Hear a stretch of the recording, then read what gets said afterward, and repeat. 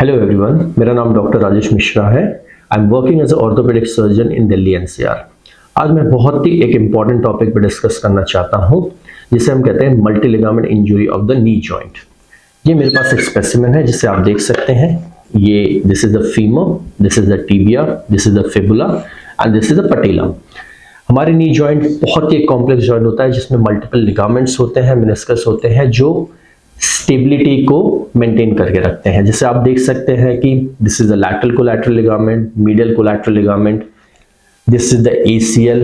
यहाँ पर आप पीछे देख सकते हैं पोस्टीरियर क्रूशियल लिगामेंट होता है, this is the lateral meniscus and this is the medial meniscus. अब जो मल्टी लिगामेंट इंजरी होती है, ये बहुत ही हाई इम्पैक्ट या फिर हाई फोर्स ट्रॉमा जो होता है उसके वजह से होती है।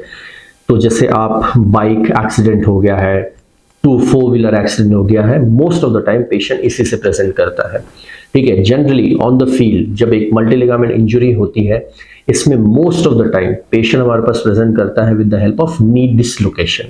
अब नी डिसलोकेशन क्या होता है, जनरली मैं आपको बताता हूँ कि जो फीमर होता है with the help of stability provide करता है विद द लिगामेंट, लेकिन जब ये लिगामेंट टूट जाते हैं, ठीक है, तो ये फीमर या तो एंटीरियर डिस्प्लेस हो जाता है या फिर पोस्टीरियर डिस्प्लेस हो जाता है, जिसकी वजह से आप देखेंगे कि आपका नी डिफॉर्म हो चुका है। जनरली क्या होता है कि जब कोई भी लिगामेंट इंजरी होती है, अगर वो पार्शियल लिगामेंट इंजरी है, कंप्लीट नहीं है, मल्टीपल लिगामेंट नहीं टूटे हैं, तो ये सडनली रिड्यूस भी हो जाता है।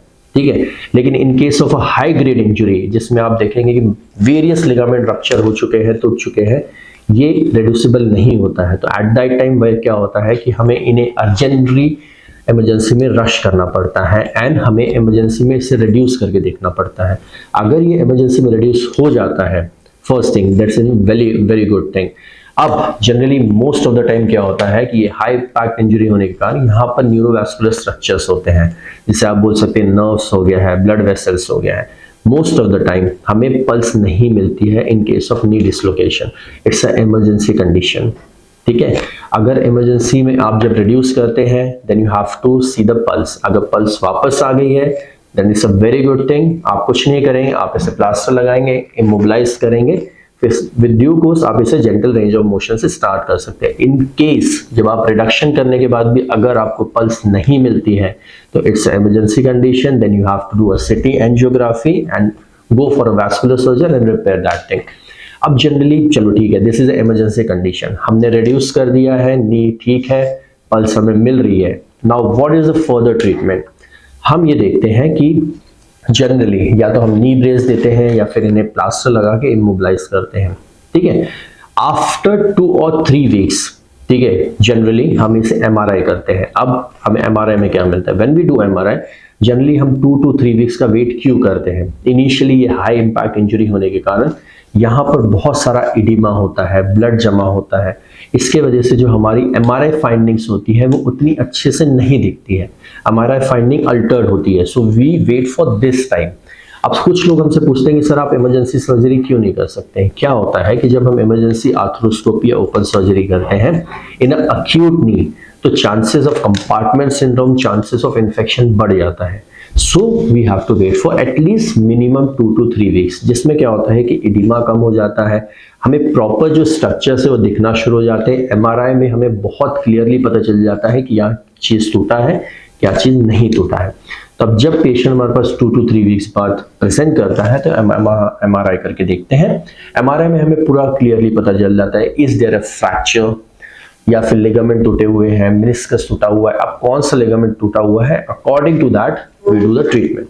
अब वो पेशेंट टू पेशेंट वैरी करता है कि आप उसमें आर्थ्रोस्कोपी करना चाहते हैं या मिनी ओपन करना चाहते हैं।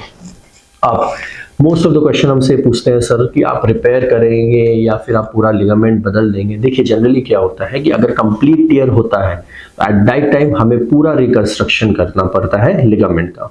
अब वो लिगामेंट हम आपके बॉडी से ही लेते हैं, जिसे हम क्या कहते हैं, ऑटोग्राफ। ऑटोग्राफ क्या होता है कि आपके ही बॉडी का, जैसे क्वाड्रिसेप ग्राफ्ट हो गया, हैमस्ट्रिंग ग्राफ्ट हो गया, उसी को हम लेके एक छोटा सा पार्ट लेके इसे रिकंस्ट्रक्शन करते हैं।